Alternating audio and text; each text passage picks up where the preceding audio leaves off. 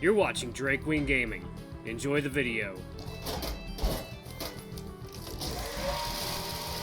Hey guys and gals, Neri here from Drake Queen Gaming. It's 70 minutes worth of the gaming drag today and coming back at you another Let's Play episode of Soulcreek.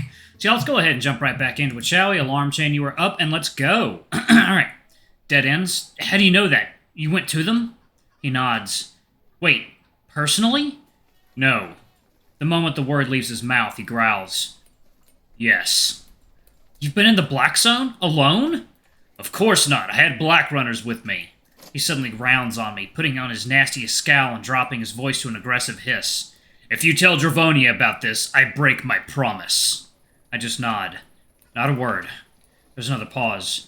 I went to 3 of the places she described. They led nowhere. He shakes his head, voice breaking somewhat. She could have played me for a fool. All of it. I can't help but feel sympathy. He's known loss. Oh, a great one. And we're not that different. From what I can tell, Soulcreek played the world for a fool. So it's true. Soulcreek is behind the Black Zones. In a sense. He watches me curiously for a moment. I can't fathom that cold stare of his. Is it cordial? Hostile? Somewhere in the middle? Does he still hate me? Maybe. I'm a means to an end for him. A route to some distant closure he imagines still exists. A fantasy, though I'd never tell him that. Thanks, Caius. He grunts. I've got nothing for you. Yet. But keep me in mind. I want her avenged. Nothing is stopping me. Yeah, we're really not so different. Fuck, is this my future? To become bitter and twisted like him? No, I'll be better. Unlike him, I won't fail. I nod in thanks, not wishing to provoke his trauma further, and turn to leave. He says nothing, letting me go. Honestly, after Glitch, I don't think anyone knows more of the truth than you. Together, me and you might hold the biggest piece of the whole puzzle already. Maybe. We'll see. We don't need Caius. I'm confident we can find more clues by ourselves. Just wait until tomorrow. What are you expecting? Anything. It's like Nitro said. The last times we've been, we were on a mission. One task. But tomorrow, it's just me and you. We can be thorough. Really dig deep. No Loken to hold us back. Yeah, and we're gonna find out where you came from. I promise. Thank you, Alex. Who'd have thought the end of the world could be such a mess? And here I am stuck in it, feeling crushed by the weight of humanity's fate. I'm the only one left in the whole world. I can't get what I found in the boneyard out of my head. No one should have suffered that injustice, that pain. I'll make it right. Make them remember what they did. I grit my teeth, shaking my head. Ah, no, damn it, gotta focus. Forget humanity, forget the past. I'm a Black Runner now, only this and nothing more. It's all gone. Nothing will change that. What's the point? But it's not gone. That's the point. It's not gone. It's just forgotten by everyone. I'm the only one left to remind them. I breathe out slowly. Gods, take it easy, Alex. You're fine. You're in control.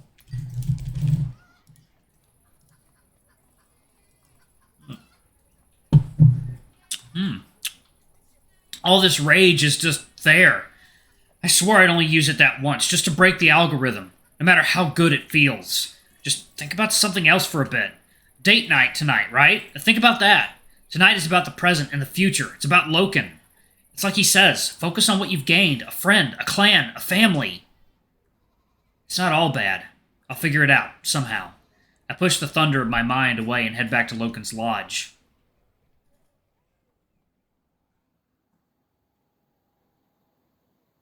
The sun is set. Alayla's chill creeps gently into the lodge. In lieu of a fire, Loken's light bulbs buzz gently as they flood the place with artificial light. While I'm crouched by the fire pit, carefully piling small pieces of wood and timber for later in the evening, the door opens. Hey, you ready? I am. You are also ready for the date ritual. I smirk. It's not really a ritual, just relax. It's about us, getting to know each other, properly. Okay, Alex. Tonight we will not speak of our duties as Black Runners. We will not speak of the Black Zones or Soulcreek. Right, no talking shop, just me and you. Shop? Sorry, weird expression, just means no talking about business or anything. I smile at him, then shuffle over to the bed and grab my jacket before slinging it over my shoulders. Okay, let us begin. I step towards the door, but Loken abruptly reaches up to his shoulder strap and unbuckles it. With a frown, I watch curiously as he calmly removes his armbands, his belt, and before I know it, starts tugging his leggings down. Loken? He seems baffled by the strange look I'm giving him. Did you want to get changed first? I did not. He just thinks he wants sex right now. The baffled stare continues. He looks down at himself, then at me. The date ritual has begun. You don't need to be naked. Explain. I just suppress a laugh, shaking my head. Did you think that Zephyr always dated with nothing on? This is a mating ritual. I am confused. With a comforting smile, I step over and pet his arm. You can stay dressed. Like I said, it's about getting to know each other, properly. There will be mating? I roll my eyes. Maybe, that usually comes at the end. Okay. With that, he gathers his clothes again and starts putting them back on nonchalantly. I just quietly snicker. I don't think I'll ever understand his way of thinking. Can I ask about the stuff you wear?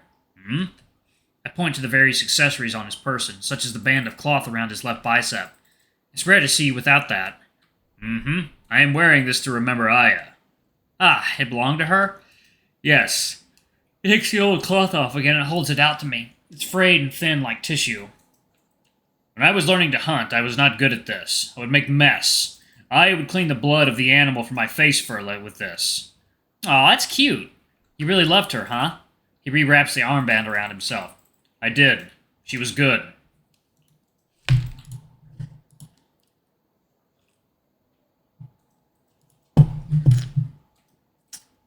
What was she like? I mean, what kind of biped? Wolf. Ooh, don't think I've seen anyone with that species yet. Wolves are rare in Ilela. Aya had fur like snow. She was tall and strong. She spoke soft and moved as water might. His face falls. I am still missing her. Stung by the sight of him upset, I step over and hug him tightly. Sorry, we should be talking about happy things. He hums contently, nosing his snout in my head. No, it is okay. It is good to talk about these things. There are sad moments, but there are also happy moments. It is important to remember both of these. Ever the wise hound. I step back again. What about the dagger? You always wear that too. He nods, stepping back and unsheathing the blade. And he holds it out to me. I gingerly take the weapon by the hilt and frown. The blade is broken, leaving it shorter than my hand. What remains of the edge is blunt and useless. I was using this blade only once. I had no choice. It was my first... He sighs. My first killing of another. Oh, I'm sorry. I shouldn't have... The blade was belonging to an Ashlander. They were wanting my salvage. They were mistaken to think I was easily beaten. I pass the blade back. He returns it to his sheath. Why keep it? As a black runner, I am frequently in danger. It is a reminder that I must be careful. I must defend myself. If I must kill, that is my path. If I had not done so this first time, I would not have lived. I reach up and ruffle his chest fur. See? I'm already learning more about you. We will now go out. Yeah. Did you decide where we're going? I did. It is a surprise. You will not know where we are going until we get there. Is it the hot springs? I chuckle happily. I had a feeling. But his face falls, much to my dismay. Hey, what's wrong? This was not a good surprise. I am sorry. What? No. It's... Aw, Loken. I just hug him again, determined to reassure the sensitive hound.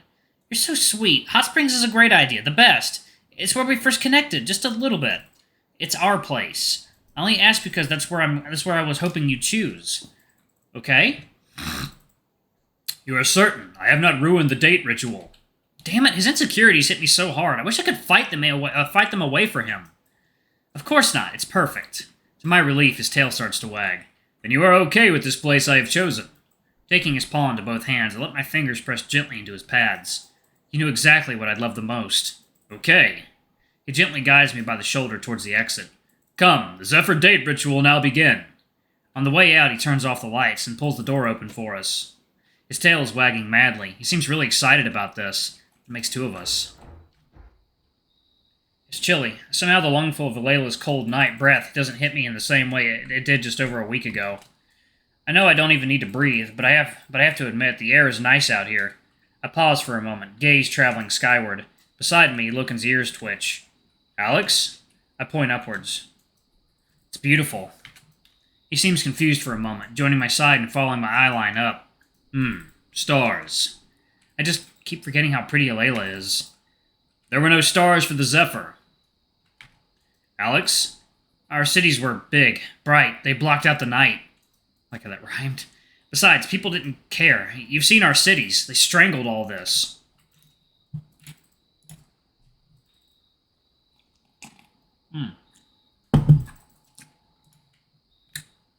I gestured to the silhouetted peaks jutting up into the skyline. Not many people got out to see this. So many of us were born and died in the same place. This is not good? I huff, amused. Though it's not really funny, it's sad. He doesn't see serenity in this. It's just typical for him. Nothing unusual, and all too familiar beauty. What does that say about my people? About me? All Zephyr ruins lie within black zones, the places we live the most, the places now covered in darkness.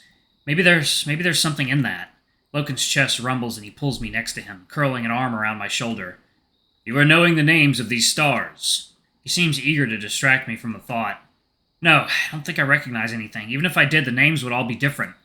Then I will teach you these new names one day. I rub my cheek against his fur. Let's get going. Yes, come. He pats my shoulder, releasing me, letting me walk alongside the starlit valley towards the hot springs. We're silent on the way. His heavy footsteps thud on the grass beside me. Though he remains close, he avoids eye contact. Stepping closer, I slip my hand into his paw and clutch his fingers as we walk. Loken frowns at me, perplexed. I just grin. It's a Zephyr thing. The touching of the fingers? Holding hands. It means I like you. Only, your hands are bigger than mine. He closes his grip tight lightly, nestling my smaller hand between his paw pads. The Zephyr were strange. Ah, you don't like it? No, His chest heaves a happy growl. I do like this holding of hands. It is good. I think that's probably going to be the thumbnail. Oh. We carry on walking in comfortable silence. The mood already feels different. It's odd, acknowledging that our relationship might be more than just mentor and acolyte with benefits. It does make me wonder, would we have ever gotten physically close if I'd not woken up on the eve of an indulgence? Maybe he just wanted someone, anyone, to be with on that sacred occasion. No, he had Orion, didn't he? If it wasn't me, it would have been him. Even pondering the thought proves that despite all we've been through in the short time we've known each other, we're still strangers. Tonight is about rectifying that. Do you prefer rain or snow? His pace slows. We're still holding hands, but he twists his head and frowns deeply.